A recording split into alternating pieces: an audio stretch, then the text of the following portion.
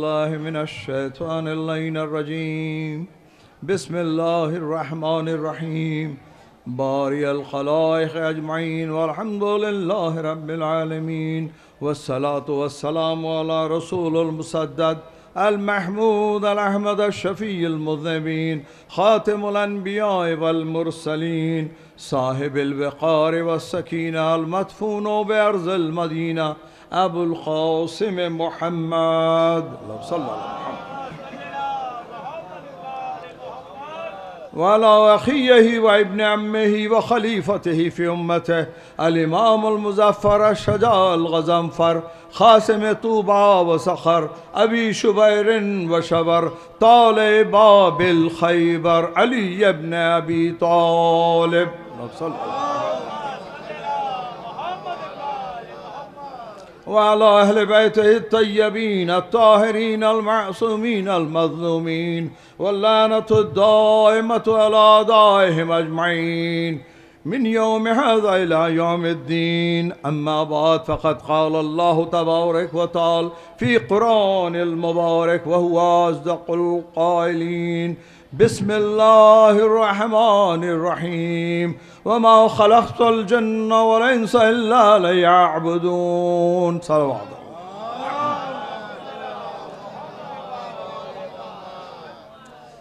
آپ لوگ ماشاءاللہ مجالس کا سلسلہ جاری رہا ہے اور سنتے رہے ہیں اور میں خاص طور پر اس موقع پر چند معروضات پیش کرنا چاہتا ہوں۔ سب سے پہلے تو اس آئے وافی ہدایہ میں اللہ تعالیٰ نے تذکرہ کیا ہے کہ ہم نے خلق نہیں کیا انسان کو عبادت کے لیے۔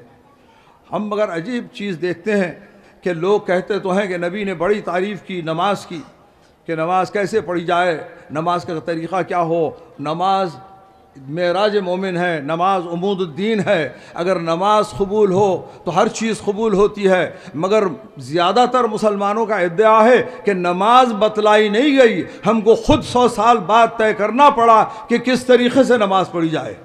کہتے ہیں کہ نبی نے تو نماز ہی نہیں بتا، جبکہ ہر انسان جو آپ تشریف لے گئے دنیا میں جو مدینے میں موجود تھے، ہر ایک نبی کے پیچھے نماز پڑھ چکے تھے، ہر ایک جانتا تھا کہ کیسے نماز ہے۔ کہتے ہیں کہ نہیں ہم کو نہیں معلوم تھا، تو یہ کیا وجہ ہے کہ یہ ہوا؟ اور اس کے بعد ہم دیکھتے ہیں کہ دوسری مقام پر نبی فرماتے ہیں کہ میں انی تارکم فیکم الثقلین کتاب اللہ و عطرت اہل بیتی، اللہ کی کتاب بھی چھوڑے جا رہا ہوں، اہل بیت کو بھی چھوڑ رہا ہوں، یا کتاب چھوڑ رہا ہوں اور سنت چھوڑ رہا ہوں۔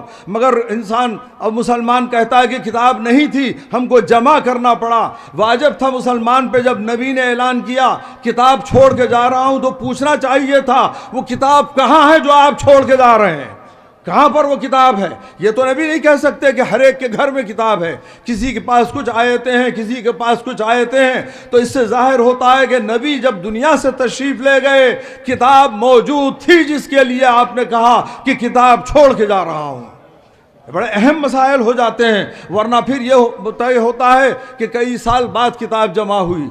اور قرآن پاک میں کئی آیتیں، بہت سو کا ادعا ہے کہ بہت سی آیتیں چھوٹ بھی گئیں۔ سورہ بقرہ سے بڑھ کے سورہ تھا جس کو چھوڑ دیا گیا، تو ہم بالکل اس پہ اکتفا نہیں کر پاتے، کیونکہ قرآن کہہ رہا ہے، اللہ تعالیٰ کہتا ہے کہ ہم نے نازل کیا انا انزلناہ فی لیلۃ القدر۔ پھر وہ سوال ہوگا کہ کیا نازل ہوا لیلۃ القدر میں اگر کتاب نہیں تھی؟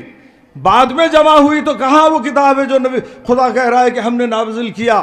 یا ہم اللہ تعالیٰ کہتا ہے فی لیلۃ مبارک کہ ایک مبارک رات ہم نے قرآن کو نازل کیا، مگر مسلمان کہتا ہے قرآن تو تیسرے دور میں خلافت کے جمع ہوا، تو ممکن نہیں ہے۔ تو اس کا مطلب یہ ہے کہ نبی جب دنیا سے تشریف لے گئے تھے لوگوں نے خاص طور پر نہ نماز نبی کی قبول فرمائی نہ قرآن کو قبول کیا۔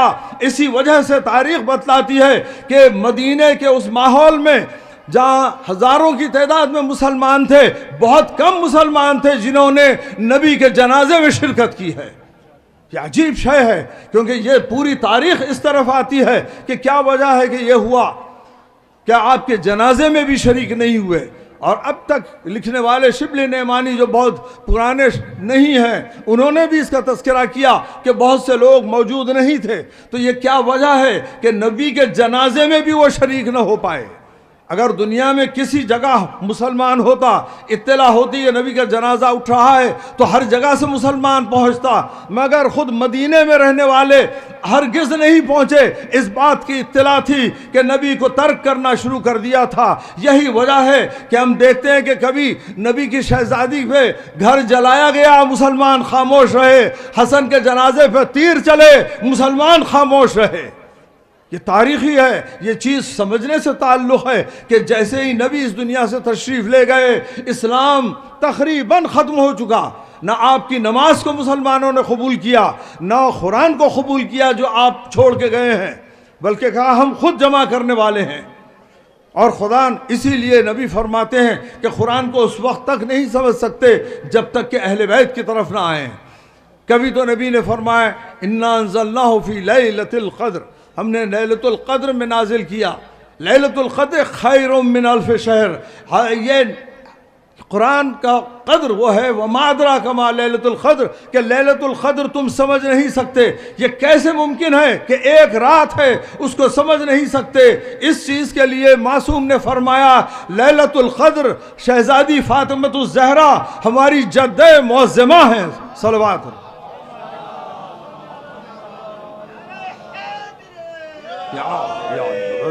تو یہ عجیب شے ہے کہ آپ فرماتے لیلۃ القدر جناب سیدہ سلام اللہ علیہا ہیں، کیونکہ جب یہ آیت بڑھتی ہے اس کے بعد یہ حتیٰ مطلع الفجر کہ تمام رات آپ پر صلوات و درود ہوتا رہتا ہے۔ اور یہ سمجھنے کے لیے کافی ہے کہ نبی کہتے ہیں کہ کسی نے نہیں پہچانا اللہ کو سوائے میرے اور علی کے، تو علی کا پہچاننا بھی مشکل، نبی کا پہچاننا بھی مشکل، اللہ کا بھی۔ اب یہاں اللہ کہتا ہے ایک لیلۃ القدر ہے، اس کا بھی پہچاننا مشکل، کیونکہ علی کوفہ ہے فاطمۃ الزہرا کے، اسی لیے جیسے علی کو نہیں سمجھ سکتے اسی طریقے سے فاطمہ کو نہیں سمجھ سکتے۔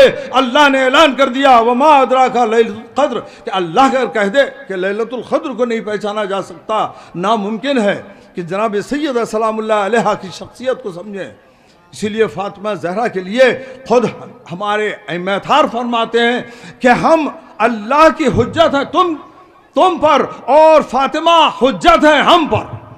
یہ مقام و مقدس ہے فاطمہ زہرا سلام اللہ علیہ کا، اور یہ ضروری ہے چونکہ یہ اتنا بڑا مقام تھا، ان کے ساتھ حسد کرنا بہت ضروری تھا۔ مسلمانوں نے، ہم دیکھتے ہیں کہ نبی جس وقت اعلان فرما رہے ہیں آخری زمانہ تھا، ایک مرتبہ کہتے ہیں کہ میری قوم کے 73 فرقے ہوں گے، صرف ایک ناجی ہوگا، 72 جہنم میں جانے والے۔ مسلمانوں نے بڑا اعتراض کیا، یہ کیا کہتے ہیں آپ؟ ہم نماز بھی پڑھیں گے، روزہ بھی رکھیں گے، حج بھی کریں گے، پھر جہنم میں بھی جائیں گے؟ نبی نے کہا کہ ہم بتلا دیں گے کہ یہ ہوگا، اور نبی نے 2 مرتبہ اس کو اظہار فرمایا۔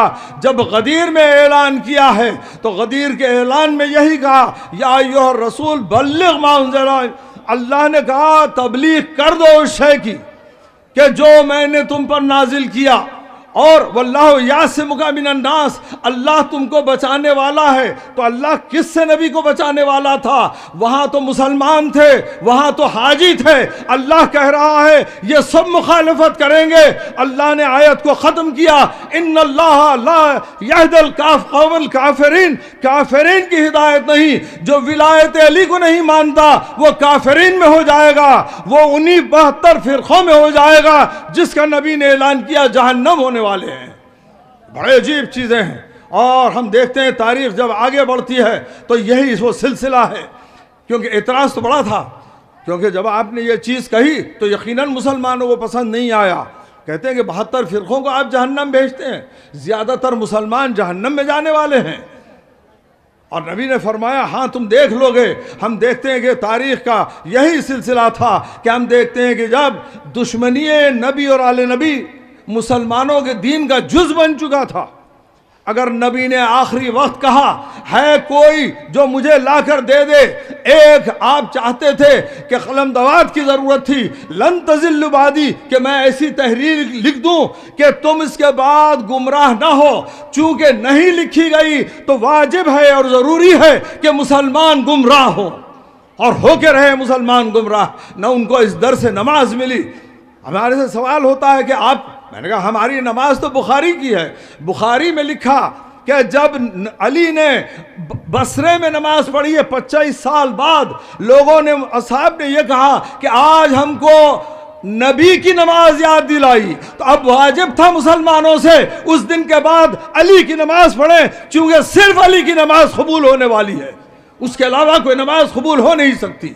جو لوگ آ کے کہتے ہیں اتحاد بین المسلمین بہت ضروری ہے، مگر کیا کریں، مرجع کی مجبوری، آیت اللہ خوئی ہو، خمینی ہو، خامنئی ہو، اور سیستانی ہو، یا کوئی ہو، محسن الحکیم علیہ الرحمہ ہو، سب یہی کہتے ہیں کہ ہاتھ باندھ کے نماز پڑھنا باطل ہے، کہتے ہیں کہ نماز میں الحمد کے بعد آمین کہنا باطل ہے۔ تو آج کا مرجع بھی صاف کہتا ہے کہ چاہے وہ نماز مکے میں ہو، مدینے میں ہو، اس طریقے کی ہو جس طریقے سے ہم نے بتایا ہے، تو یہ باطل ہوتی ہے، اس سے بڑھ کے وہ حق گوئی نہیں کہہ سکتے، بتلاتے ہیں تاکہ کل کوئی آ کے نہ کہے کہ ہم کو بتانے والا نہیں تھا۔ کیونکہ نبی جب تشریف لائے ہیں، ائمہ اطہار جو آئے ہیں، ان کا ادعا یہی تھا کہ انسان کی عبادتیں ہوں، عبادتوں کے لیے وہ آئے تھے، نماز اور روزے کو ظاہر کرنے آئے تھے، حج و زکوٰۃ کو بیان کرنے آئے تھے، اس کے علاوہ کوئی مقصد حیات نہیں تھا۔ وما خلقت الجن والانس الا لیعبدون، اللہ کی اطاعت کے لیے آئے تھے، مگر مسلمانوں نے کمال کیا، نہ نبی کی نماز لیتے ہیں۔ اگر آج بھی سوال ہوتا ہے تو کہتے ہیں کہ 4 قسم کی نمازیں ہیں، یا 5 سمجھیں جعفری کی بھی ملا لیں تو 5 قسم کی نماز ہو نہیں سکتی۔ نبی نے ایک نماز پڑھی، لاکھوں رکعت نماز پڑھ کے مسلمانوں کو بتایا، آخری حج پہ پڑھ کے بتایا کہ نماز کیسی ہوتی ہے۔ مگر آج بھی اختلاف ہے۔ پہلے والے صاحب نے، امام ابو حنیفہ نے 100 سال بعد بتلایا کہ نماز یہ تھی، تو اب یہ بتائیے یہ 100 سال تک جو نمازیں پڑھی گئیں ان کا کیا حساب ہونے والا ہے؟ جو خود اصحاب نبی نے نمازیں پڑھی ہیں ان کا کیا حساب ہوگا؟ کیونکہ وہ اس طریقے سے نہیں ہیں جو پہلے وقت جو بتایا گیا۔ اگر وہ نمازیں تھی اس وقت مسلمانوں میں تو ایک نئی نماز بتلانے کی ضرورت نہیں۔ پھر دوسرے جو آئے ہیں، امام مالک آئے، انہوں نے کہا وہ نماز غلط ہے، میں صحیح بتلانا چاہتا ہوں۔ اسی کے بعد شافعی بھی وہی کیا، حنبلی بھی وہی کیا، تو 4 قسم کی نمازیں ہو گئیں، اور ایک دوسرے پہ اعتراض بھی ہوا۔ تو جس مقصد کے لیے انسان کو بھیجا گیا تھا وہ خود مقصد پورا نہیں ہو رہا ہے۔ آپ دیکھتے ہیں کہ نماز میں وہی ہے، روزے میں وہی ہے۔ قرآن کہتا ہے تم الصیام الی اللیل، کہ رات تک نماز کو، آپ کو روزے کو رات کو پورا کرنا ہوگا، مگر مسلمان غروب سے پہلے ختم کر دیتا ہے روزے کو۔ یہ کیا وجہ ہوئی کہ اتنا بڑا فرق آیا؟ جبکہ بتلانے والے وہاں موجود تھے۔ کیا حسن و حسین علیہ السلام نہیں تھے؟ جب کسی ضعیف نے آ کر غلط طریقے سے وضو کیا تو حسن و حسین علیہ السلام نے کیا کہا تھا؟ آگے ہمارا وضو دیکھ کے بتلائیں کہ صحیح ہے کہ نہیں۔ تو دونوں شہزادوں نے جو کیا تو اس ضعیف نے کہا کہ آپ کا وضو صحیح ہے، میرا غلط تھا۔ تو اس دن سے حسن و حسین کا وضو طے ہو چکا کہ وہی وضو قبول ہوگا جو حسن حسین کا ہے۔ اب انسان جا نہیں سکتا کہہ کے ہم نے نمازیں ادا کی، اللہ نمازیں رد کر دے گا اگر وہ اہل بیت کے طریقے پہ نمازیں نہیں پڑھی گئی۔ یہ واجب ہے ہمارا ممبر سے بتلانا، ورنہ حسابات ہونے والے ہیں کہ غلط فہمی میں مبتلا۔ ارے شیطان ہزاروں سال نماز پڑھا مگر ضمانت نہیں ملی اس کو جنت کی، پھر بھی وہ جہنم جا رہا ہے۔ نماز بچانے والی ہوتی تو یقیناً شیطان جنت میں جاتا۔ نماز سے نہیں ہونے والا ہے، نماز وہ ہونی چاہیے جو کہ بتلائی گئی ہے، وہ نماز ہو۔ نبی نے فرمایا جیسے مجھے دیکھا ہو نماز پڑھتے ہوئے، سو وہی نماز قبول ہوگی جو اہل بیت علیہ السلام کی ہے۔ یہ بڑا ضروری ہے ان چیزوں کا عکس کرنا، ہم کو سمجھانا۔ ابھی میں گیا تھا عمرے پہ، وہاں نبی سے ہم نے ہدایت کی تو کہا کہ حق بیان کر دیں، کوئی فرق نہیں ہوتا کوئی قبول کرے کہ نہ کرے۔ تو بہت ضروری ہے کہ وہ نمازیں جو علی جیسی نہ ہوں، جو اہل بیت جیسی نہ ہوں، وہ نماز ہرگز قبول نہیں ہو سکتی، ہو ہی نہیں سکتی۔ یہ غلط فہمی مسلمانوں کو دور کرنا آج ضروری ہے۔ اور نماز کی کوئی اہمیت نہیں جو اہل بیت کے طریقے پہ نہ ہو، جو نبی کے طریقے پہ نہ ہو، قبول ہی نہیں ہو سکتی۔ اور وہ نماز کیسے ہوگی جو ہماری آج کی نماز ہے؟ نماز کیسے پڑھی جاتی ہے؟ لوگ کہتے ہیں چائے بنائے میں نماز پڑھ کے آتا ہوں، کہتے ہیں 5 منٹ میں، ایسی نماز تھوڑی قبول ہونے والی ہے. نماز کی بہت بڑی منزل ہے. نماز جانے سے پہلے انسان کو پریشان ہونا چاہیے کہ اللہ تعالیٰ اس کی التجا قبول کرے گا کہ نہیں. نماز کے بعد پریشان ہونا چاہیے کہ کیا اللہ نے میری خواہش پوری کی کہ نہیں. اس کو نماز کہتے ہیں کہ کانپتا ہوا آئے، جائے بھی کانپتا ہوا چوتھے امام جیسا، آئے بھی کانپتا ہوا مولا متقیان جیسا، جب وہ نماز قبولیت کے درجے پہ آئے گی.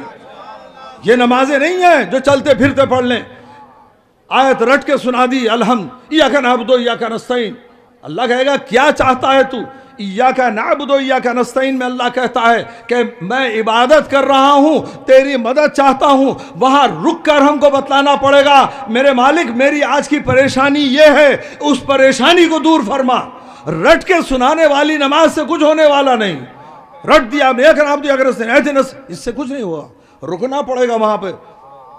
اللہ نے اگر دیکھا جائے سورہ ہم اہدنا الصراط المستقیم ختم ہو جانا چاہیے تھا، مگر اللہ کیا کہتا ہے؟ صراط الذین انعمت علیہم، ان کے راستے پر چلا جس پہ نعمتیں نازل ہوئی.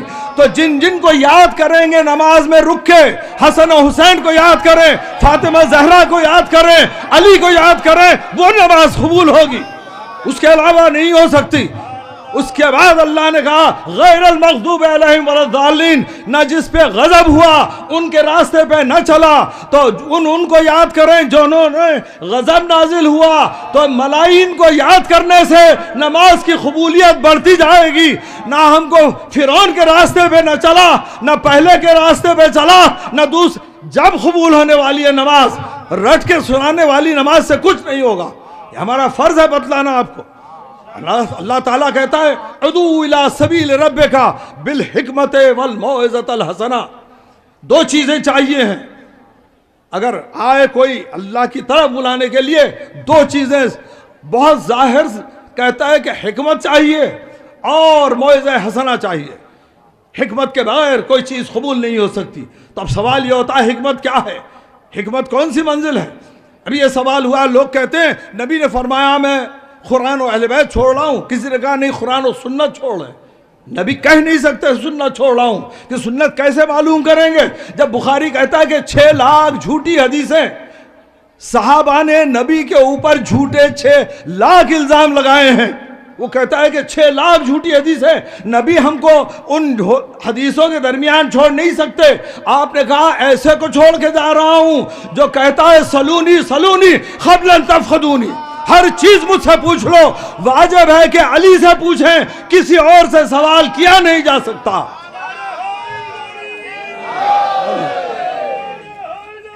یا علی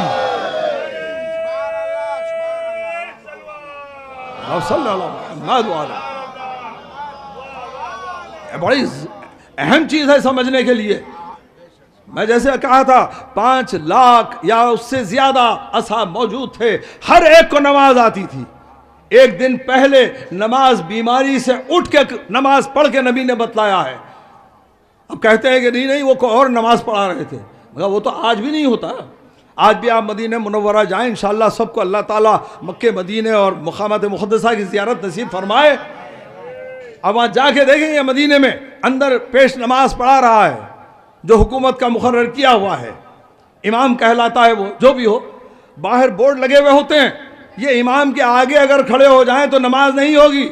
جب دنیا کے امام کے آگے نماز نہیں ہو سکتی تو نبی اکرم جو امام اولین و آخرین ہیں ان کے سامنے کوئی نماز کرے اس کی نماز ہرگز نہیں ہو سکتی، خود بخود ہی ختم ہو جاتی ہے. اور سمجھتے ہیں وہ لوگ، ایسا نہیں کہ نہیں سمجھتے. جب تصویر لی گئی تو کہتے ہیں وہ کیمرہ ہم ختم کر دیں گے. کسی نے آگے کہا کہ نہیں کیمرہ کیوں کرتے ہیں، فلم پھینک دیں. وہ جانتے ہیں کہ کیا بتلایا جا رہا ہے کہ دنیاوی حکومت کا مقرر کردہ امام، اس کے آگے کوئی نماز نہیں پڑھ سکتا. جو اولین و آخرین کے امام ہمارے نبی کے سامنے کسی صحابی کی جرت ہو ہی نہیں سکتی کہ ان کے آگے پڑھ کے نماز، کیونکہ وہ نماز قبول ہی نہیں ہوگی. نماز کی صف نبی کے بعد شروع ہونے والی ہے. یہ چیز ہے جو سمجھنے کی ضرورت ہے. اسی کیا بلاؤ حکمت کے ساتھ، تو حکمت عملی کی ضرورت ہے، حکمت سوچنے کی ضرورت ہے. اتنا آسان نہیں ہے. جب میں وضو کر رہا تھا تو جب نکلا تو کہتے ہیں کہ آپ پیر دھوئیں گے یا مسح کریں گے؟ تو میں نے کہا دیکھیے ہم وہی کریں گے جو اصحاب کرتے تھے. بولے وہ تو نہیں معلوم ہم کو تو نہیں معلوم. تو میں نے کہا پھر لیا کس سے؟ کہا کہ ابو حنیفہ سے. میں نے کہا کوئی حدیث ہے ابو حنیفہ کے بارے میں؟ نبی نے کیا یہ کہا کہ میرے اصحاب تم کو نماز نہیں بتلائیں گے، 100 سال بعد ایک آدمی بتلائے گا، 80 ہجری میں پیدا ہونے والا وہ ہم کو نماز بتلائے گا، جو نبی کو دیکھا بھی نہیں، جو نبی کے صحابیوں کو بھی نہیں دیکھا، اس کی نماز لے کے ہم سمجھتے ہیں اللہ کی بارگاہ میں جائیں تو وہ نماز قبول ہوگی؟ ہرگز نہیں ہو سکتی. یہ بہت ضروری ہے سمجھنا. یہ چیز ہی اگر میں سمجھا دوں تو اس کے اوپر ہی کئی لوگ دین حقہ قبول کر رہے ہیں کہ نماز تک جس کی صحیح نہ ہو وہ اور اعمال کہاں سے لا سکتا ہے، کہاں سے سمجھ سکتا ہے ولایت علی کے منزلوں کو. مولا کہتے ہیں میری ولایت سمجھ نہیں سکتے. جب لوگوں نے خواہش بھی کی، کسی نے خواہش کر دی مولا امام حسین علیہ السلام سے صلی اللہ علیہ وسلم،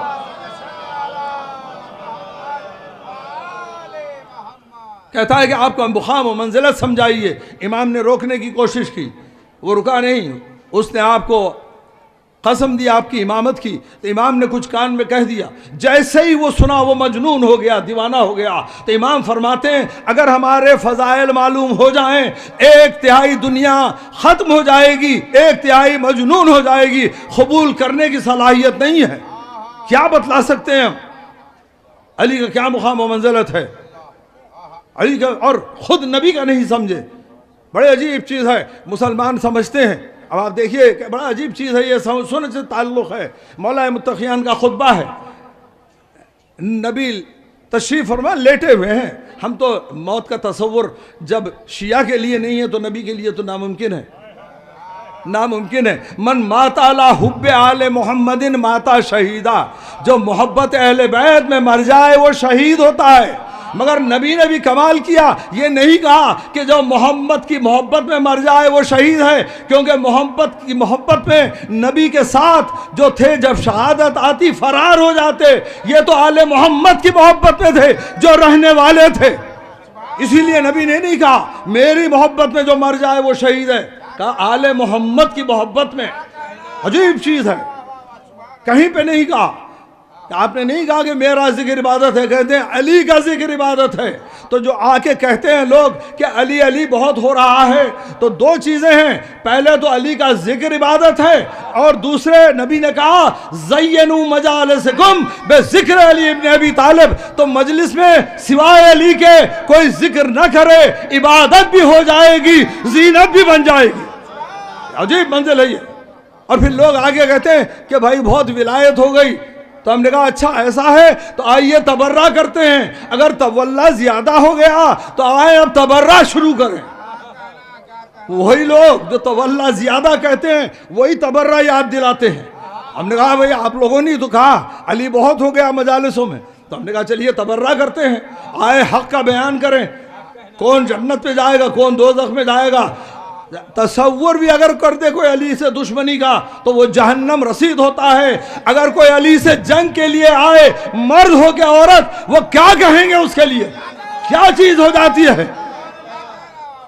علی سے جنگ، نبی سے جنگ کرنے والا کوئی امید نہیں رکھ سکتا جنت کی، چاہے وہ کتنا قریب ہو نبی سے. سوال ہی نہیں ہو سکتا. اگر اللہ بلوا بھی لے شیطان کو اپنی محفل میں، مگر جب وہ نافرمانی کرتا ہے تو سب عبادتیں ہفت ہو جاتی. اور ہم دیکھتے ہیں کہ میں جیسے ابھی کہہ رہا تھا مولا متقیان نبی لیٹے ہوئے ہیں. نبی آپ نے نہیں کہا کہ محمد معاذ اللہ گزر چکے ہیں، کہتے ہیں لیٹے ہوئے ہیں. کہتے ہیں یہ عجیب سقیفہ کے لوگ ہیں. مولا فرماتے ہیں وہ سمجھ رہے ہیں کہ یہ نبی کا انتقال ہوا. وہ کہتے ہیں یہ نبی تو پوری دنیا چلا رہا ہے، اس وقت عالمین چل رہی ہے، دنیا چلا رہا ہے نبی. وہ سمجھتے ہیں کہ وہ گزر چکے.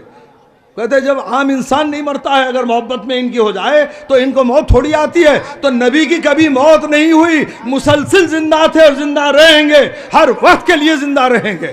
موت تو ان کے لیے جو ان کے دشمن ہیں.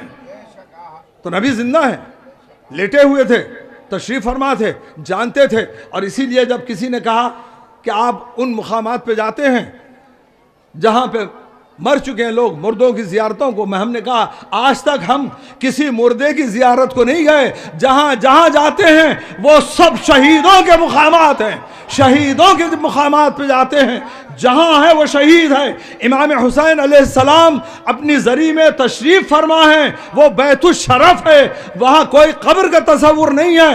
جنت کا دروازہ ان کے محب کے لیے جب کھل جاتا ہے، امام تو جنت کے سردار ہیں، جہاں امام حسین ہے وہاں جنت ہے، تو ہم جنت کی زیارت کو جاتے ہیں، کوئی مردوں کی زیارت کو نہیں۔ اور اس سے بڑھ کے ابھی جو کہہ رہا تھا کہ من ماتا علی حب آل محمد ماتا شہیدہ، تو ہم کبھی کسی قبرستان میں مومنین کے جب جاتے ہیں تو یہ سوچ کے جاتے ہیں یہ سب شہید ہیں، کوئی اس میں مردہ نہیں ہے، سب شہید ہیں۔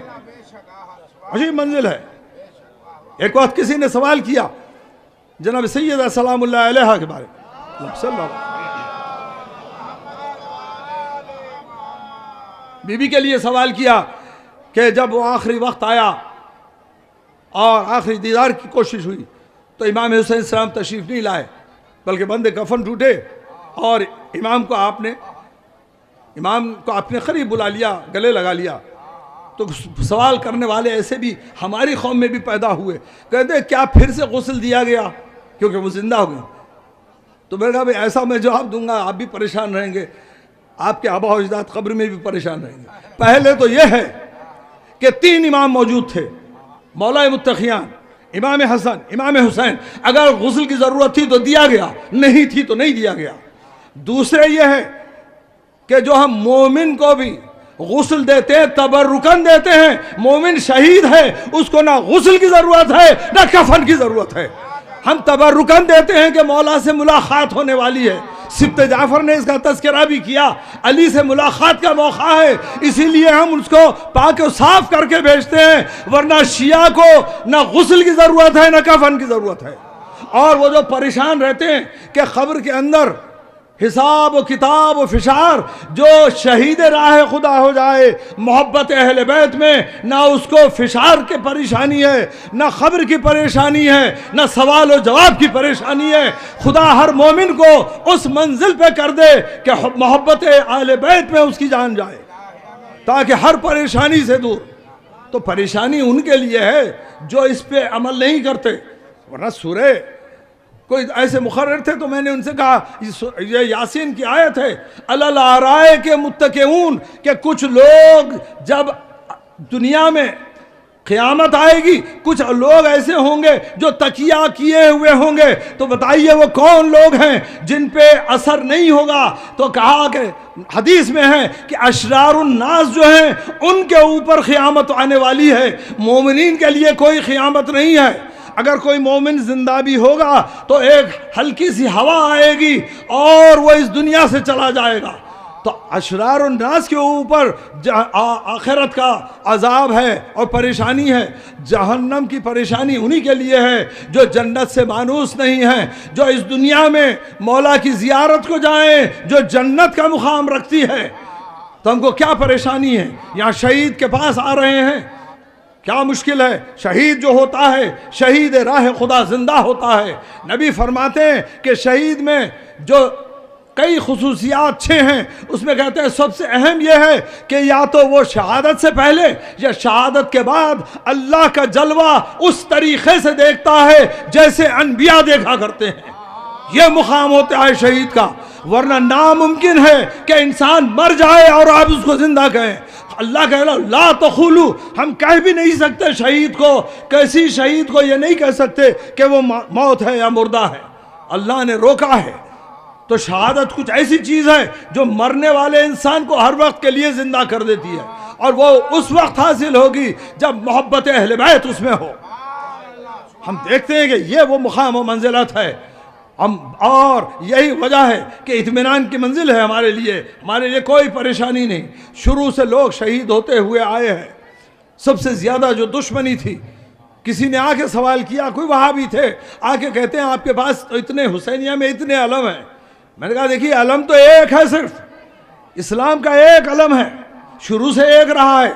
ہاں وہ علم ضرور عباس کو بھی ملا، جعفر کو بھی ملا، حمزہ کو بھی ملا، آپ کے کسی کو نہیں ملا۔ یہ خود حسد ہے، پریشانی تو یہ ہے کہ علم آپ کے پاس کہیں نہیں آیا، صرف اہل بیت کے پاس آتا رہا۔ مگر دوسری مشکل یہ ہے، آپ کہتے ہیں دوسرے علم، میں نے کہا وہ علم تھوڑی ہیں، وہ آپ کے باپ دادا نے جو حرکت کی، یعنی عجیب چیز ہے یہ، سوائے آل رسول کے نہ کسی کے سر کاٹے گئے، نہ نیزے پہ چڑھائے گئے، نہ پہلے ہوئے نہ بعد میں، سوائے اہل بیت کے۔ تو میں نے کہا یہ علم جو ہے علی اصغر کا کوئی علم نہیں ہوتا، کیونکہ سر کاٹ کے آپ نے نیزے پہ چڑھایا تو ہم یاد کرنے کے لیے کہتے ہیں، علم کہنے کی ضرورت نہیں، نشان ہے۔ آپ نے اونو محمد کے سر کاٹ کے نیزے پہ چڑھائے ہیں کہ یہ سب آپ کے آبا و اجداد نے یہ ظلم کیا۔ کتنا ظلم تھا آپ کو تصور نہیں ہے، کسی پہ نہیں کیا، تاریخ اسلام میں کسی پہ نہیں کیا جتنا آل رسول پہ کیا ہے۔ نبی نے فرمایا جتنا ظلم مجھ پہ ہوا کسی اور نبی پہ نہیں ہوا۔ زندگی کے بعد بھی زندگی میں نبی پہ کتنے حملے ہوئے، یہ کتنی بے عزتی کی بات ہے، کتنا بڑا نبی ہے، اور ایسے جاہل مسلمان ہیں کہ جنازے میں بھی شریک نہ ہوں، عام طور پہ دشمن کے جنازے میں شریک ہوتے ہیں۔ مجھے افسوس ہوتا ہے کہتے ہوئے، ابی حنیفہ کو ایک مرتبہ فتویٰ دینا پڑا کہ نبی اور ان کے والد دونوں اسلام پہ تھے دنیا سے جاتے وقت۔ ملونوں نے یہ مشہور کر دیا کہ معاذ اللہ نبی خود اسلام سے دور تھے، اسی لیے ان کے جنازے میں جانے کی ضرورت نہیں تھی۔ عجیب عالم ہے تاریخ اسلام کا، کیونکہ ایسے پریشان ہونے کی ہم کو ضرورت نہیں تھی کہ 50 سال میں ہم دیکھتے ہیں وہ شہزادہ جو نبی کے پیٹھ پہ سوار ہوتا ہے اس کو قتل کر رہے ہیں، اور خوش ہو کے قتل کر رہے ہیں، خوش ہو کے امام حسین کو مارتے ہیں، یہ ابن رسول اللہ کہہ کے امام کو ٹکڑے کر رہے ہیں۔ آگے سوال کرتے ہیں کیا آپ لوگ ماتم کرتے ہیں، خون نکالتے ہیں؟ میں نے کہا جا کے قرآن میں دیکھیے حکمت کی بات کیا ہے۔ حضرت یوسف علیہ السلام کا واقعہ، یہ قرآن کا واقعہ، اس کو نکالا نہیں جا سکتا۔ کیا تھا کہ آپ جب سامنے سے گزر رہے تھے، صرف آپ کے حسن کے لیے عورتیں جو تھیں ان کے ہاتھ کٹ گئے۔ کیا یوسف نہیں جانتے تھے کیا ہونے والا ہے؟ کیا اللہ نہیں جانتا تھا کیا ہونے والا ہے؟ کیا جبرائیل روک نہیں دے سکتے تھے کہ جانے کی ضرورت نہیں؟ صرف حسن کے لیے اگر ان کی انگلیاں کٹ جائیں تو امام حسین علیہ السلام آپ نے جس کے جسم پہ گھوڑے دوڑا دیے، اگر اس کے لیے ہم چند قطرے خون نکالیں تو کیا مشکل ہے؟ امام جعفر الصادق علیہ السلام فرماتے ہیں میرے جد کے لیے ایک خون کا خطرہ بھیج دو، اس واسطے کہ وہ خون کا خطرہ قیامت میں ایسے چمکے گا کہ انبیاء کہیں گے کہ اس کی ضیاء ہم سے زیادہ ہے۔ عجیب ہے، کہتے ہیں کہ ماتم کے لیے کہتے ہیں، اب زنجیر کے ماتم کے لیے کیا کہہ سکتے ہیں؟ انسان کو سوچنے کی ضرورت ہے کہ دور ایسے آئے ہیں کہ زیارت کو جانے کے لیے ہاتھ اور پیر کٹوانے کی ضرورت تھی۔ متوکل کا زمانہ ہے، کہتا زیارت امام حسین کو جانا ہے ہاتھ اور پیر کٹوانا پڑے گا۔ نوے امام آتے ہیں زیارت کے لیے، کسی نے آ کے کہا آپ کا ایک محب یہاں پر ہے جس نے دونوں ہاتھ اور دونوں پیر کٹوائے ہیں۔ امام کہتے ہیں اس مرتبہ وہ میری ساتھ جائے گا زیارت کو۔ اگر اس زیارت کے لیے ہاتھ و پیر کٹوانا اجازت ہے تو تھوڑے سے ماتم کے لیے اجازت نہیں ہو سکتی؟ ایک شہید ہو رہا ہے، ایک جا رہا ہے، دو جاتے ہیں باپ اور بیٹا، تو شرط یہ ہے کہ ایک زیارت کو جائے ایک قتل ہو جائے۔ امام نے نہیں روکا، تب سمجھنے کی چیز ہے یہ، امام کے سامنے کس کا کیا مقام ہے۔ یہ نہیں کہا امام نے کہ میرے جد نے یہ کہا تھا کہ اگر تم کو زیارت کو جانا ہو نبی کی، آپ کہتے ہیں شہر کے باہر جاؤ امام حسین کی زیارت کے لیے، ایک چھوٹی سی لحد بنا لو، اس کی زیارت کر لو۔ امام کہتے ہیں بہت اچھا کیا اس نے۔ ہم دیکھتے ہیں کہ جب اویس قرنی کا واقعہ ہے، آپ کے دادا شہید ہوئے نبی کے، اب آپ دیکھیں حکمت عجیب ہے، آپ احد پہ جائیں انشاءاللہ جا کے دیکھیں گے، وہ مقام ہے جہاں نبی کو زخمی کیا گیا، آپ تشریف فرما تھے، آپ کے دادا زخمی ہو چکے تھے، اور اصحاب کا یہ عالم تھا کہ نبی کو چھوڑ کے گئے ہیں، اور وہاں آپ کی اونٹ جو تھا اس نے آپ کی حفاظت کی ہے۔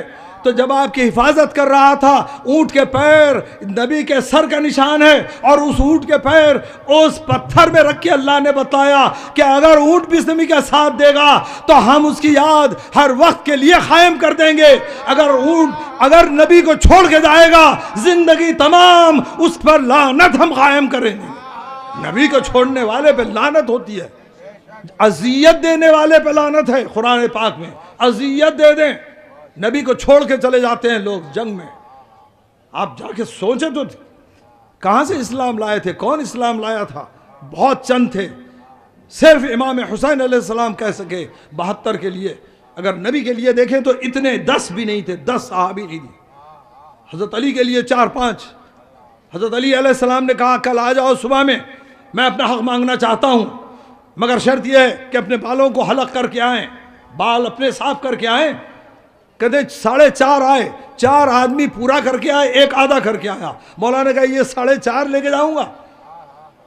امام علی علیہ السلام کو 4.5 صحابی ملے, امام حسن کو تو 3-4 ملے, صرف امام حسین کو 72. اور یہی کہا تھا جیسے صحابی مجھے ملے ہیں, نہ بابا کو ملے, نہ جد کو ملے, نہ بھائی کو ملے. یہ وہ مقام منزلت تھی. آپ جا کے دوسرے ائمہ کو دیکھیں, 5ویں امام بالکل کم, 6ٹھے امام 6-7. کوئی سوال کرنے والا 6ٹھے امام کو نہیں ہوتا. گھر میں آپ بیٹھے ہوتے, سمجھا آپ. اور دوسرے ائمہ کے تو 2-2 3-3. انشاءاللہ جب امام زمانہ تشریف لائیں گے انشاءاللہ صلی اللہ علیہ وسلم.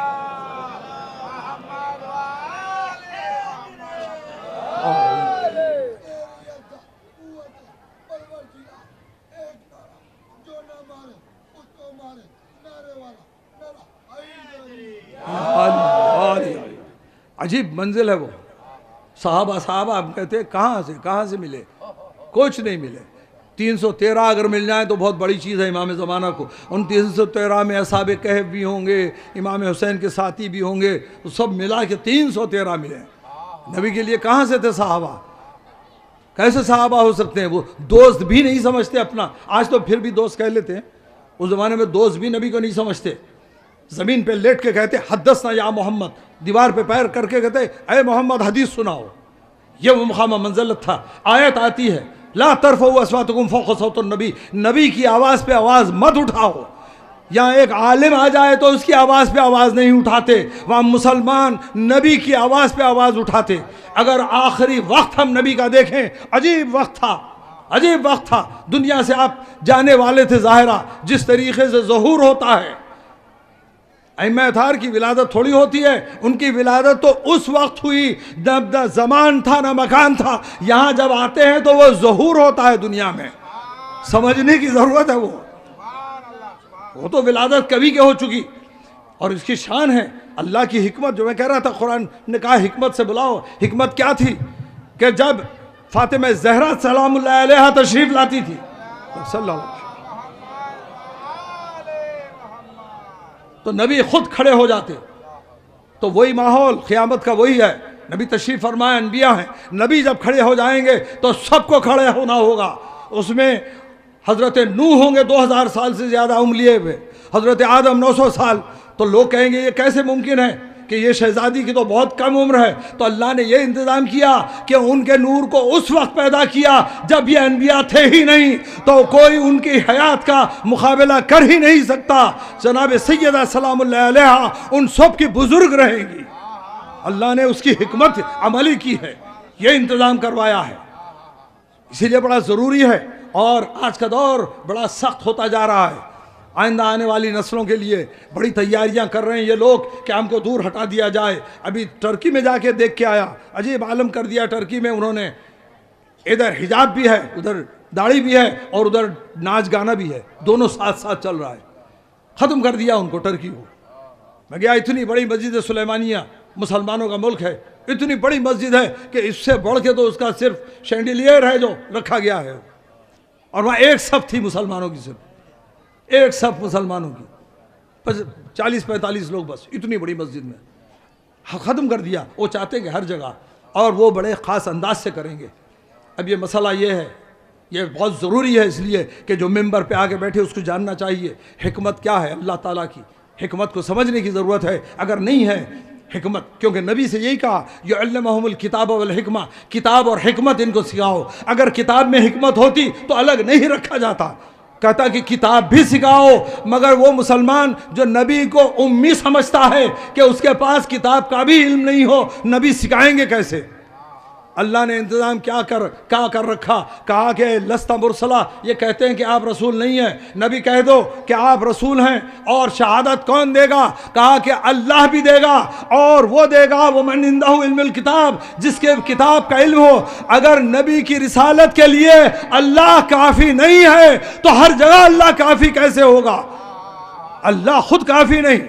نماز پڑھتے ہیں آپ، جب تک کہ نبی کا نام نہ لیں اذان نہیں ہو سکتی، جب تک کہ آل محمد کا نام نہ لیں نماز نہیں ہو سکتی۔ تو نماز میں بھی صرف اللہ کافی نہیں، آل محمد کو لانا پڑے گا ورنہ نماز نہیں ہوتی۔ جو کافی کہنے والے کہاں سے کافی؟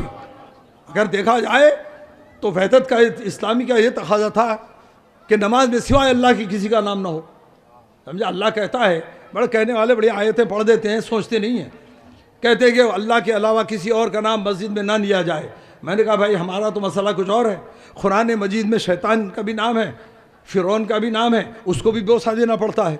جب قرآن میں آ جاتا ہے اس میں بھی کوئی ایسا قرآن آج تک نہیں بنا کہ پڑھنے کے وقت ان کے نام رکھ دیں، اس کے علاوہ باہر نکال کے بوسہ دیں، آج تک نہیں آیا قرآن، ہو سکتا آ جائے کہیں کہ شیطان، ابلیس، فرعون، ہم ان کے سب نام نکال دیں، بوسہ دیں، پھر جب پڑھنا ہو اس کو اپنی جگہ رکھ دیں۔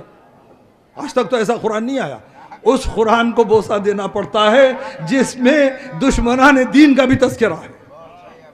یہ ہے حکمت عملی، یہ سمجھنا پڑے گا۔ کسی نے کہہ دیا، میں سنا رہا تھا، کسی نے کہہ دیا کہ ازواج نبی کے لیے بڑے احترام سے آپ کو مسجد میں نام لینا چاہیے، تو میں نے کہا سورہ تحریم کا کیا کریں گے؟ کیا آپ تراویح میں سورہ تحریم نہیں پڑھتے جھوم جھوم کے، جس کے اندر مذمت کی گئی ہے؟ اللہ نے کہا ان سے بہتر عورتیں دیں گے۔ اللہ نے کہا یہ دونوں اگر خلاف ہو جائیں تو اللہ بھی مدد کرے گا، جبرائیل بھی مدد کریں گے، صالح المومنین علی بھی مدد کریں گے، اور ملائکہ بھی مدد کریں گے۔ تو یہ دو عورتیں اتنا بڑا فتنہ کرنے والی ہیں، اللہ نے نام نہیں دیا، ہم بھی نہیں نام تذکرہ کرتے، مگر کہہ دیا یہ دونوں آپ کے خلاف ہو جائیں۔ تو سورہ تحریم پڑھی جاتی ہے اسی مسجدوں میں، تراویح میں پڑھی جاتی ہے، وہ کہتے ہیں کہ تذکرہ نہیں کریں۔ تذکرہ تو ہو ہی رہا ہے، تذکرہ تو ہو ہی رہا ہے، سمجھنے کی ضرورت ہے۔ اب آپ کو ایسے دور آ رہے ہیں قرآن کو لے کے یہ کہیں گے بھائی قرآن میں تو یہ کہا، اللہ تعالیٰ نے ایک نبی سے کہتا ہے مالک کیا کہ حرام کام کو عمل دیں، حرام وہ کیسے؟ میں نے کہا نبی کو کہا جا رہا ہے ابراہیم کو اپنے بیٹے کو ذبح کریں، بیٹے کو ذبح کرنا حلال کام نہیں ہو سکتا، حرام کام ہے۔ اللہ حکم دے کے بتا رہا ہے کہ یہ سمجھنے کی ضرورت ہے کہ میرا اگر حکم ہو جائے تو ہر چیز ختم ہو جاتی ہے، کیونکہ یہ شریعت کا مسئلہ نہیں ہے، یہ ہے عقیدت کا مسئلہ۔ جہاں عقیدت آتی ہے شریعت خود بخود ختم ہو جاتی ہے۔ آپ کہتے ہیں کہ اپنے کو اذیت نہ دیں، مگر حسین کا جب مسئلہ عقیدت کا آتا ہے تو یہاں زنجیر کا بھی ماتم ہو سکتا ہے، چکسخی کا بھی ماتم ہو سکتا ہے، خون بھی بہایا جا سکتا ہے، کیونکہ یہ عقیدت ہے، اس سے شریعت سے تعلق نہیں۔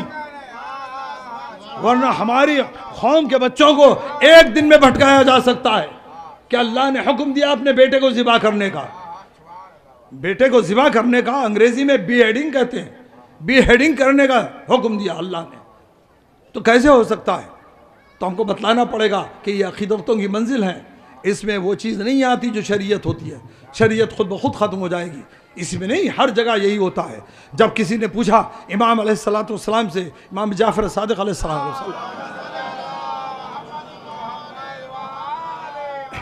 امام سے سوال کیا یہ کیا تھا کہ عاشور کے دن لوگ کہہ رہے تھے کہ ہم حسین پہ جان دینے والے ہیں، تو امام نے فرمایا یقیناً کہہ سکتے ہیں حسین پہ جان دینے والے، کیونکہ نحن دین اللہ، ہم اللہ کا دین ہے، ہم پہ جان دینا اللہ کے دین پہ جان دینا ہے، ضرورت نہیں ہے کسی کو کہنے کی۔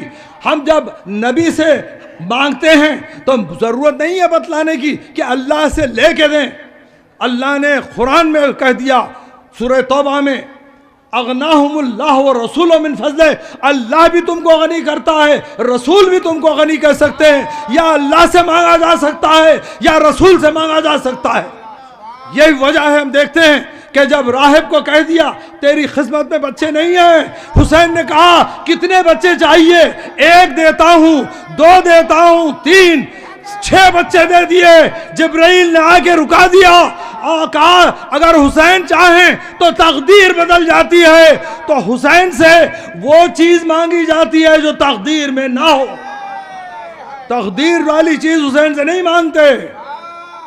اور یہ بھی افسوس کا مقام ہے اگر آپ سوچیں، نبی کی نسل جو چلی ہے وہ فاطمہ زہرا سلام اللہ علیہا سے چلی ہے، سوچنے سے تعلق ہے، جبکہ پورے سلسلے جو ہوتے ہیں بیٹے سے ہوتے ہیں، یا نبی نے کہا نہیں میری بیٹی سے میرا سلسلہ چلے گا، جناب سیدہ سلام اللہ علیہ سے۔ اور یہ اگر آپ غور کریں تاریخ میں، اگر کوئی اور ہوتا ان کے مقابلے میں، اگر نبی کی اور کوئی بیوی کو بیٹا ہو جاتا یا بیٹی، کتنا فساد عظیم ہو جاتا، کتنا فساد عظیم ہو جاتا۔ وہ جھگڑا کرتے ہیں نہیں علی کا کیا مقابلہ ہے، یہ تو بیٹا ہے، اللہ نے اولاد ہی نہیں دی۔ یہ بڑے سوچنے سے تعلق، اس وقت بڑی تحقیق ہو رہی ہے، یہ کیا وجہ ہے کہ نبی کی پوری بیویوں کو باندھ رکھا، یا اولاد دی تو اٹھا لیا۔ اس وقت بڑی ہو رہی ہے infertility of the prophet's wife, نبی کی بیویوں کو بچہ کیوں نہیں ہوا؟ بھائی ذرا سوچیں آپ کہ گھر ہے بیوی، کتنے وقت نبی سے کہا ہوگا مجھے ایک بیٹی دلا دیں، ایک بیٹا دلا دیں، نبی کیا کہتے ہوں گے نہیں معلوم کہ ان کو دیا ہی نہیں۔ میں کہتا ہوں کہ اگر کچھ ہوشیار ہوتی نا، حسین سے مانگ لیتی تو مل جاتا، حسین سے مانگ لیتے تو مل جاتا، حسین دے دیتے، نبی نے نہیں دیا حسین دے دیتے۔ مگر حسین یہ ضرور کرتے کہ بیٹا اس طریقے کا ہو جیسے محمد بن ابی بکر تھے، پوری کوشش کرتے کہ ایسا بیٹا ہو جو نبی کا فرما بردار ہو، نبی کا مخالف آدم و نوح جیسا بیٹا نہ ہو۔ عجیب چیز ہے، کوئی آ کے مانگ لیتی بیوی۔ امام حسین سے سامنے ہوا تھا واقعہ، یہ تو نبی کی زندگی میں ہوا نا واقعہ، جا کے کہتے مجھے ایک بیٹا چاہیے۔ یہ سوچنے سے تعلق ہے، اس میں بڑی تحقیق ہو رہی ہے کہ کیا وجہ تھی کہ 10 20 وقت کہی ہوں گی نبی کی بیویوں نے ہم کو ایک بیٹی دلا دیجئے، ایک بیٹا۔ نبی کہتے ہیں نہیں تم کو ضرورت نہیں ہے، کچھ نہ کچھ کہا تو ہوگا نا۔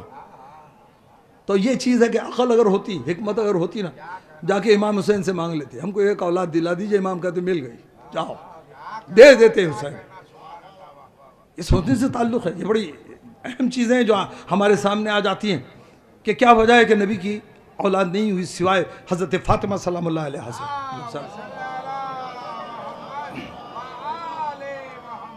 اور پھر کمال کیا ہوا کہ وہاں بھی وہی ہوا اور حضرت مریم کے پاس بھی یہی ہوا۔ حضرت مریم کو اولاد دی مگر کوئی مرد کے بغیر دی، دے کے بتلایا کہ وہاں بھی عورت سے نسل چل رہی ہے، یہ دونوں آئیں گے آخر زمانے میں اور وہاں امتحان ہوگا، دیکھتے ہیں کون آگے سبقت کرنے والے ہیں۔ حضرت امام زمان علیہ السلام فرمائیں گے اللہ صلی اللہ محمد علیہ، کہیں گے تقدم یا عیسیٰ، عیسیٰ آگے بڑھ جاؤ، آپ کہتے ہیں صلی بنا، یہ نماز آپ کے لیے قائم ہوئی تو قیامت کے قریب معلوم ہو جائے گا کہ فاطمہ کی اولاد کے سامنے کسی اور نبی کی اولاد کا کوئی مقام نہیں ہوگا۔ جناب امام زمان علیہ السلام نماز پڑھائیں گے، یہ ہر کتاب میں لکھا ہے، شیعہ سنی ہر کتاب میں لکھا ہے، بڑا اہم چیز ہے کہ حضرت۔ اب وہ سوال پھر یہی ہوتا ہے کہ نبوت نہیں، میں کہا دیکھیے ہوتا کیا ہے کہ آپ کہتے ہیں کہ امامت کا کیا مقام ہے۔ میں گزشتہ مرتبہ جب عید میں تھا تو میں نے کہا عید جو منائی جاتی ہے، بقرعید جو منائی جاتی ہے، وہ ذرا ہٹ کے بھی منانا چاہیے، کھانا پینا تو اپنا ہوتا ہی ہے، مگر سب سے اہم عید یہ ہے کہ اس میں جشن ہونا چاہیے امامت کا، کیونکہ اس دن امامت عطا ہوئی ہے حضرت ابراہیم علیہ السلام کو۔ کس کو ملی ہے؟ وہ ابراہیم کو جس کے پاس خلت بھی تھی، جس کے پاس رسالت بھی تھی، جس کے پاس ہر چیز تھی۔ اللہ نے کہا کہ ہم آپ کو امام بناتے ہیں، بتلا رہے ہیں کہ امام کا رتبہ ان سب سے آگے ہوتا ہے۔ اور ابراہیم کہتے ہیں خالہ من ذریتی، آپ کہتے ہیں میری ذریت میں بھی امام چاہیے، تو وہ دن ہے کہ جس دن ہم کو اپنے 12 امام ملے ہیں حضرت ابراہیم کے ذریعے، کہ امامت کا وہ امامت کی عید ہے۔ اس میں اپنے کو، غیروں کو، اہل سنت کو بھی بلانا چاہیے کہ یہ امامت کی عید ہے، اور امام کا درجہ نبی اور رسول سے آگے بڑھ کے ہوتا ہے۔ نہ حسن و حسین علیہم السلام جنت کے سردار بنے، نہ ان کو کبھی نبوت ملی نہ امامت ملی۔ چلیے امام حسن کو کچھ دن ملی تھی خلافت، مگر مسلمانوں نے عجیب حرکت کی، کہا خلفائے راشدین 4 ہیں۔ جرأتیں دیکھیے، وہ کہتے ہیں کہ حسن علیہ السلام جو 6 مہینے حکومت کیے ان کے پاس رشد نہیں تھا، اور جو جاہل تھے ان کے پاس رشد تھا۔ وہ خود بتلا رہا ہے کہ وہ حدیث غلط ہے. اگر وہ غلط صحیح ہوتی تو 5 خلفائے راشدین ہونا چاہیے تھا. اور امام حسن کے لیے نہیں مانتے ہیں. حسن و حسین کوئی آ کے کہتے تھے کہ ہم بھی حسین کو مانتے ہیں, تو میں نے کہا اگر آج حسینیہ میں امام حسین تشریف لائیں, اگر نماز ہوگی تو آپ پڑھیں گے؟ کہا کہ وہ تو نہیں پڑھ سکتا میں, کیونکہ وہ 4 طریقوں سے نہیں پڑھائیں گے نا, نہ مالکی حنفی. کہیں گے امام آپ پڑھ لیں نماز, میں ادھر نماز پڑھتا ہوں. تو آپ یہ کہہ رہے ہیں کہ جنت کے سردار حسین ضرور ہیں مگر معاذ اللہ نماز نہیں آتی ان کو, یہی آپ کہیں گے؟ بولے میں نے تو کہا نہیں, عمل سے ظاہر کریں گے آپ کہ حسن و حسین جنت کے تو سردار ہیں مگر معاذ اللہ نماز نہیں آتی. مگر سوچیے آپ کا عقیدہ کہاں جا رہا ہے. اس لیے نبی نے فرمایا جہنمی ہے وہ لوگ جو اہل بیت کو نہیں مانتے. ضرورت ہی نہیں ہے ان کو اس زحمت میں جانے کی, جب تک کہ ان کی نماز پڑھی نہ جائے, ان کا روزہ رکھا نہ جائے. کیونکہ دیکھیے کہنے والے تو کہہ دیتے ہیں, طاہر القادری بڑی شان سے کہتے ہیں کہ وہ خلافتیں جو تھیں وہ سیاسی تھیں, اسی لیے اللہ نے ہمارے ہاتھ میں دیا کہ جس کو چاہے چن لیں. مگر جو روحانی تھا سلسلہ وہ اہل بیت کے پاس تھا, تو اللہ نے غدیر میں طے کیا کہ کون پہلا امام ہوگا, اور اعلان فرمایا کہ کون آخری ہوگا. امام مہدی علیہ الصلوۃ والسلام ہوں گے.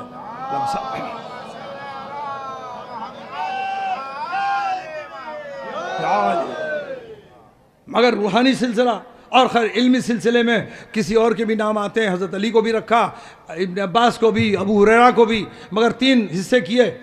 تو وہ خود جانتے ہیں کہ خلفاء کا جو تھا وہ سیاسی تھا, اس سے دین سے کوئی تعلق نہیں تھا. مگر سوال یہ ہو رہا ہے, ان کے لوگ بیٹھے تھے تو میں نے سوال کیا اگر یہ ہے تو یہ بتلائیے کہ نماز کے اندر صبح کی نماز میں آپ اذان میں صلاۃ خیر من النوم کہتے ہیں, اور یہ پولیٹیکل لیڈر نے طے کیا, اور 12 امام جو آئے حیا علی خیر العمل کہتے رہے, یہ روحانی تھا. تو آپ کو تو چاہیے تھا کہ حیا علی خیر العمل بولتے رہیں جو روحانی ہے, اور جو پولیٹیکل تھا الصلاۃ خیر من النوم اس کو چھوڑ دینا چاہیے تھا کیونکہ وہ پولیٹیکل ہے. خود آپ بتلا رہے ہیں کہ آپ کو خود یقین نہیں. میں نے کہا اگر کوئی آدمی آ جائے اور ظہر اثر کے لیے کہہ دے الصلاۃ خیر من الطعام, بھوک لگتی ہوگی تو کہا طعام سے بہتر. جب ان کو حق ہے بڑھانے کا تو کوئی اور آگے کل بادشاہ بڑھا دے گا کہ دوپہر میں ہم کہتے ہیں کہ نماز جو ہے صلاۃ بہتر ہے نیند سے, دوپہر میں نیند کے بجائے بھوک سے بہتر ہے, وہ بھی جڑتا بھی ہے الصلاۃ خیر من الطعام. تو میں کہا ایسا تھوڑی دین بن جاتا ہے کہ جو چاہے اس میں اضافہ کر لیں. وہ نماز وہیں جائے گی جہاں پر اس کو جانا چاہیے, وہی نماز قبول ہوگی جو اہل بیت علیہ الصلوۃ والسلام کی ہے.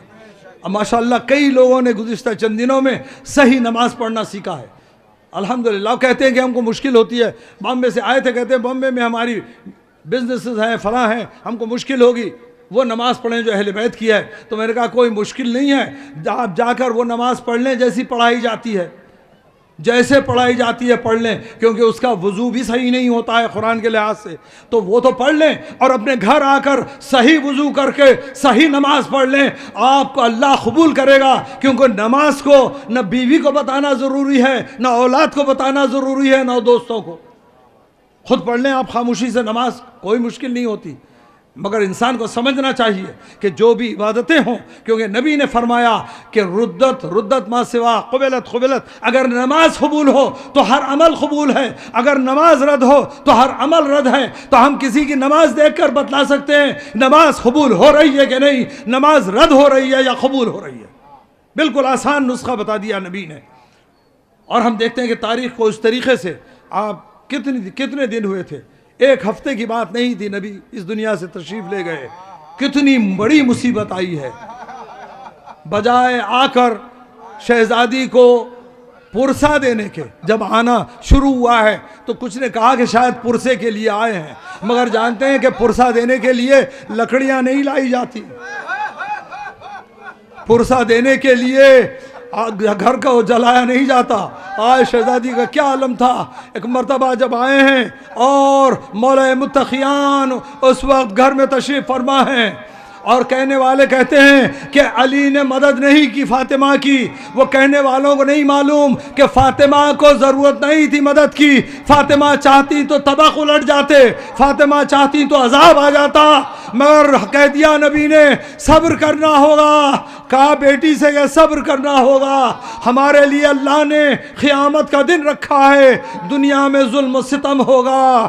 حسین کو ہر 10 محرم کو امام حسین کو نبی بٹھاتے اور شہزادے حسین سے کہتے کہ تجھ پر مصیبتیں آئیں گی۔ چھوٹا شہزادہ اپنے مصائب نبی کی زبانی سنتا، کہتا حسین بھوکو پیاسا ذبح کیا جائے گا اور کرنے والے مسلمان ہوں گے، نمازی ہوں گے، قرآن پڑھ کے تلاوت کر کے حسین کو قتل کرنے والے ابن رسول اللہ کہہ کے حسین کو قتل کرنے والے ہوں گے۔ شہزادی کو اس طریقے سے دروازہ آپ پہ گرایا گیا۔ ایک مرتبہ شہزادی دروازے کے اور دیوار کے درمیان ایک مرتبہ دب گئی، آواز دیتی ہے فضا محسن شہید ہو گیا، محسن شہید۔ اور میں مولا سے کہوں مولا آپ نے محسن کو دفن کیا، نہ جانے سیدہ پہ کیا گزری، چھوٹا شہید دفن ہوا، حسین نے بھی علی اصغر کو دفن کیا، علی اصغر کو دفن کیا۔ رباب دیکھتی رہی مگر علی اصغر قبر میں زیادہ دیر نہیں رہے، پھر سے قبر کو دی گئی، علی اصغر کا گلا کاٹا گیا اور وہ مقام آیا زین العابدین نے اس وقت قید خانے میں ایک جوٹی میت کو دفن کیا۔ اس عالم میں سکینہ دفن ہوئی، رباب دیکھ رہی ہے سکینہ کو خون آلود کپڑے میں دفن کیا، اور جب نکلے ہیں آج نکلے ہیں اس وقت قید خانے سے ودا کیا تو شہزادی نے یہی کہا بیٹی سکینہ تم کو مدینے جانے خواہش تھی، آؤ مدینے ہم جا رہے۔ سکینہ نے جواب نہیں دیا۔ زین العابدین کہتے ہیں آئیے ماں کو لے کے چلے، ہم سکینہ کو چھوڑ کے کربلا جائیں گے، حسین کو چھوڑ کر مدینہ جا کر ہم دادی کو پرسا دیں گے۔ حسین کا پھٹا ہوا کرتا، خون آلود کرتا ذریعے فاطمہ پہ رکھیں گے، دو ہاتھ نکلے، کہا میرے بیٹے حسین کا کرتا حوالے کر دو۔ زینب نے گریہ کیا، انا للہ و انا الیہ راجعون، سیعلم الذین ظلموا ای منقلب ینقلبون۔ خدایا اس عزاداری کو قبول فرما، خدایا ہم کو کوئی غم نہ دے سوائے غم اہل بیت علیہ السلام۔ یا اللہ جہاں جہاں مومنین آباد ہیں ان سب کی جان مال عزت آبرو کی حفاظت فرما، دشمنان دین خدا کو نیست و نابود فرما۔ یا اللہ سعود یہود کا خاتمہ فرما۔ میرے مالک تجھے واسطہ اپنی عزت و جلالت کا جو بیمار ہیں ان کو شفاء کامل عاجلہ عطا فرما، خاص طور پر وقار صاحب جو علیل ہیں ان کے لیے بھی استدعا کی گئی ہے۔ ایک مرتبہ سورہ حمد 3 مرتبہ سورہ اخلاص پڑھ کر اور